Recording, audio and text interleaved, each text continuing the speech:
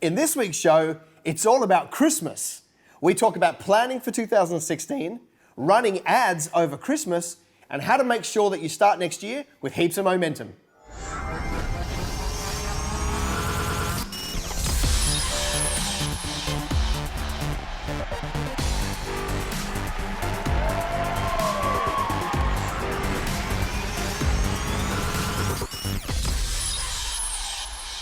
Hi, and welcome to the Christmas edition of Business Greenhouse TV.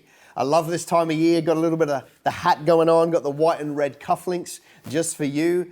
I love the spirit of Christmas. As a family, we're just like Christmas crazy in our house. Really excited. Last week I mentioned that the enrollments were open for the Kingdom Business Summit 2016 that we're holding Sydney, Perth and Gold Coast. And I have been blown away. We're well over 300 people registered in the last week and a bit. So I'm super excited about that. And so if you're yet to register, make sure you go find the website for that, kingdombusiness.com.au, and register. I'd love to see you there. So my goal this week is I want to cover off like business Christmas questions, like questions that would come up around this time of year. I'm going to cover those off and see where we go with that to try and give you some good value. So let's get into the show. Michelle, what is our first question? Sylvie Allen asks, do we create a strategy for next quarter before the Christmas break while our head is still connected to the game, or wait till next year when everyone is fresh after a break? Sylvie Allen, great question. Do we plan now or do we plan next year? Let me give you a shout out. A range of certified organic body products called Divine. So go check them out. Divine skincare. They've got a great range there. To me, you got to do the planning in the new year. My reason for saying that is clarity comes through contrast. So if you want to get clarity, you've got to get, like, if you try and do it at the end of a year when you're all chugging away and you're less sleep and you're really busy, you're not going to get the contrast of the better perspective of how to do it. So what I would be doing is grabbing yourself a notepad and kind of keeping it with you for the last few weeks of December and jotting down ideas for next year, but then I wouldn't be putting them into a formal plan until just before you come back, or when you first come back to work, to plan out the year ahead. And then what you may find is those ideas you had, you use them or you don't use them because they weren't that good in hindsight of the new perspective, so you just throw them out and create a new plan. For my thinking, you've got to do it when you're fresh. You've got to do it when you've removed yourself from the hustle and bustle of the environment, and then get back in and plan the next year, because clarity comes through contrast. Excellent question. Michelle, what is question number 2? Sarah Moore asks, is it wise to run ads at this time of year to keep us top of mind, even though there's no one there to field inquiries? Sarah Moore, or as she's known online, the Sarah Moore. Let me give you a shout out. So Sarah is a bit of a social media queen around the traps, and I don't know if this is public news, I don't know, but just been invited to go and speak at a global summit on Periscope, which is super excited over in the US. She's got a massive following there on Periscope, uses it all the time, creating massive value for people. So if you're using Periscope, go find the Sarah Moore and go and engage with her. She's very funny, very valuable, got great content. So go and hang out with her. Should you be running ads now over the break? Yes. The short answer is yes. Like, I don't understand this shutting down mentality. Like, a lot of service-based businesses say, oh, December and January is terrible. Well, it always will be, as long as you keep telling yourself that December and January are terrible. Truth is, you could be doing some things in October, November, December through the break so that January is not so terrible. I mean, there's things that you can do. So for example, yes, you should be running Facebook ads, you should be running Google ads over the break. Now, it's how you handle them that's going to make all the difference, because you may not want to be responding to leads every day. So that's one, like, you may not want to respond to them all the time. That's fine. Let's go back to the other side of things. People that buy, like your prospects, are still looking over that time. There's a large group of people who don't have the time to be looking for services and products through the year, but in their 2 weeks downtime, when they finally have a chance to catch their breath, they're sitting on the couch with their iPad and they start to do their shopping or looking or searching for a new provider or whatever it is. And that is the only time they do it. So if you're not there, guess what? You're never going to get them as a customer. So I think you've got to keep running ads. It's the process that's going to drive what happens with those. So, instead of the automated email when they fill in your web form of thanks for your inquiry and we'll be in touch. It needs to be far more personal and specific around Christmas. It might be, hey, thanks so much for your inquiry at this time of year. Really value you. I'm taking some time off with the family. I hope you're having a good time. I'm going to check in every 2 or 3 days and I'm going to come back to you and I want to just book a time for us to chat early in the new year. Or maybe better than that, you send them an email autoresponder that says, here's a link to my online diary. Book yourself a meeting for when I'm back early in the new year and we'll catch up then. So they get it, they click, they select 3 o'clock on the first Tuesday, and then you've got a meeting with those people, okay? There are ways that you can set up your systems to still take those people off the market and stop them shopping around for somebody else. And I think you've got to do that. Let me tell you some other things that happen over the break. And I want to tell you about a story that happened just yesterday. That's why I love this question. Just yesterday, I had my final session with one of our clients. I've coached them for about 18 months, and they do air conditioning install. Now, for American people, that's HVAC, okay? So air conditioning, HVAC type business. Doing about $2 million when I met them this year. They'll do $4 million, so fairly solid growth of double over the last 12 months. But we were talking about their AdWords because they're pretty strong on the AdWords. We created their campaigns. They get a lot of their qualified inquiry through there. Well, what do we do over the break? Because the owner of the business, he's checking out. Like this afternoon on his last day, he's out. He's going to close the phone off and he's not coming back for 2.5 weeks. So we looked at that. What do we do with those leads? Have we got a system where we can still take those people off the market and deal with them? So when we actually had a look, because within Google Keyword Planner, you can look at the search terms and their volumes per month. And obviously, as you can imagine, air conditioning, we're in a hot climate here, but it does drop off. Like the critical date of Christmas is what drives the frenzy. And the minute it's after, inquiry does drop. But it only drops by about 35%, which means there's still 65% of the inquiry coming through online. So what we did is we had a bit of a look, and already, here we are, towards the end of December, already heaps of the big competitors have pulled their ads because they're thinking, well, we can't do anything with them while we're on a break. They'll fire them up again at the start of January. So I say, okay, great. Now our bid price, so doing a bit of research, we can now buy clicks at a much lower rate because heaps of people have left. Now the bid price has gone down because the big players are out. Now it costs us less to get a lead through Google, which is excellent to find out, okay? So yes, numbers are down, but so is price. The other thing that's going to happen is we will lose those ones that inquire, and because we are communicating with them but not actually installing the product, we'll lose them. And my guess for them is that it'll be 2 leads to 1. What 1 lead would have produced pre-Christmas, 2 leads will produce because 1 will go elsewhere and find somebody else, and 1 will go through to becoming a customer in January. But we've still run the numbers to know that that's what works. So all that data is inside Google. Get in there, do your research, find out, put in different prices. You might even create a brand new ad at a different cost per click just to see where it sits. And then you can play with the numbers to find out how you get to the top 3 in Google, and that's how you're going to run it. Facebook is exactly the same. People aren't going to be running Facebook ads, therefore you push Facebook ads, you win because they're sleeping, you're working. But you can set it all up before Christmas. You can schedule all those ads, all those posts to go out, driving them to something that engages with them.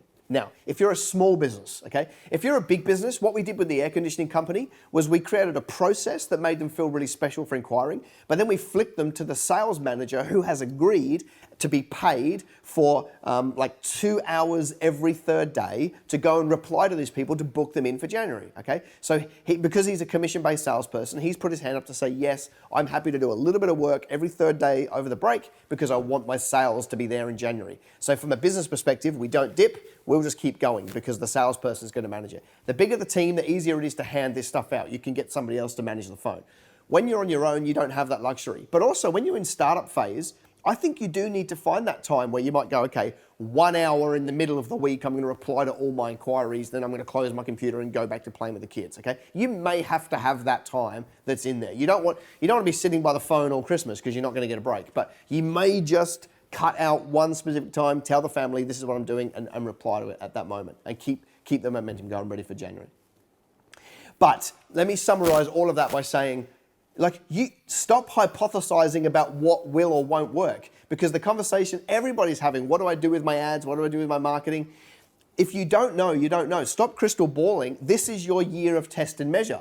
Run the ads, see what happens. Spend the money, see what the wash up is, see how many more sales you get. That's going to give you a bit of a blueprint for how to handle it next Christmas, because it won't be long until next Christmas rolls around. So use this year as test and measure, use the data, make smart decisions. The Sarah Moore, fantastic question. Michelle, what's question number 3? Jody Millwood asks, how do I get momentum back after the holidays? Jody Millwood, another superstar of the social media world, Goldilocks. And if you go and look at her Facebook profile picture, you'll understand why. So go check out Jody. How do you get momentum in the new year? Well, the reason why I took this question is because I'm the worst person to answer this question. I don't really have an amazing answer, because for me, I'm already excited about 2016. Like, I guess my vision is big enough that I just see this as a break. It's not the end of a year, it's just a break. Like 2016 for me is already overwhelming with activity. Like the first day that I'm back in the office, I'm booked for a 10-hour day of back-to-back meetings, and the rest of the week is the same. So like by default, I've got momentum for next year. I think the question of momentum, you can force it. Book yourself tons of activity for the new year. And that starts in November, late October. October, November, early December is when you build your momentum for January, not later. Like if it's the middle of December, I think it could very well be too late. But book yourself silly, because then you have momentum by default, okay? Now, the other thing is, I think it's in here. Like, I think momentum, like if you have to wind yourself up in January, I think there's an underlying problem with that, because I think, do you really love what you're doing then if you have to wind yourself up? See, I know me. I'm going to absolutely love my break. But, 3 or 4 days out, I'm going to get antsy. I'm going to want to get back in the saddle and grow the business, because I just love growing the business. I just love doing the work. So I think you might want to have a look at what's the real thing behind that. Like, do you love what you're doing? Because if you love what you're doing, momentum, you're just going to come out of the blocks. Secondly, you can force momentum. Book yourself a ton of activity to do immediately after that, and then you'll have it by default. Solid questions. Let's go to Word of the Week.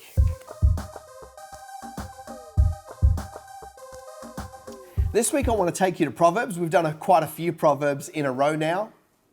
I think I like them. It's been referred to as the businessman's Bible, so let's stay there for this one.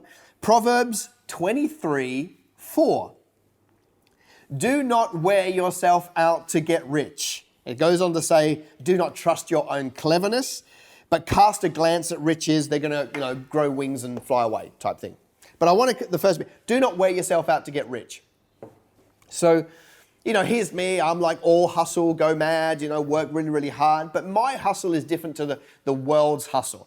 Hustle is taught all over the world as this crazy work, 24 hours a day, 7 days a week, 365, hustle, grind. It's absolutely flawed, that model, because every single person I know who works that hard, the rest of their life is a disaster. They don't see their kids, they don't see their spouse, there's no quality time. You can do that. You can do that for 2, 3, 4, 5, 7, 8 years. You can't sustain it any longer, because the rest of your life falls apart. Your health goes, your relationships go. But my hustle is different. My hustle is fight for minutes during the day. Like when you're at work, 8, 9, 10, 11, 12 hours, whatever that is, then you do not let a minute go past without doing it. That's when you hustle. And then when you're home with the kids, you hustle with them. You intentionally play with them. When you're having quality time with your spouse, that's intentional quality time, okay? That's a better way to do hustle than just work 24 hours a day. Like, that's just crazy, okay? Bible says do not wear yourself out to get rich. Here's the thing though. A lot of weak Christians have taken that concept. I mean, I cop a lot of grief. These days, not so much, because I think people don't really make these comments. But in the early years, when I would work really hard, people would come to me and say, you're striving, you're a workaholic. They would quote this scripture at me, do not wear yourself out to get rich, and all this sort of stuff. And that's because I had no understanding of me or where I was going or what I was trying to achieve. They also had no understanding of what it takes to change culture. It's not going to happen by building a tiny business and having no influence, okay? So there's all of that. But it doesn't mean that every week, we kind of look at a week as a Christian and we go, oh, if you've worked hard this week, you're striving. It just might be that this is your downtime. Christmas is your downtime. Forget the pattern that you must have, like Saturday and Sunday must be your days off. Like forget that if that's not where you're at right now. But if you've worked really hard all year, you are going to need a break. You are going to have that time where you're, off the grid with the people that matter, enjoying Christmas, relaxing. You're going to need that time. So if you haven't had it all year, now is the time. If you don't take the break, you'll roll on to next year.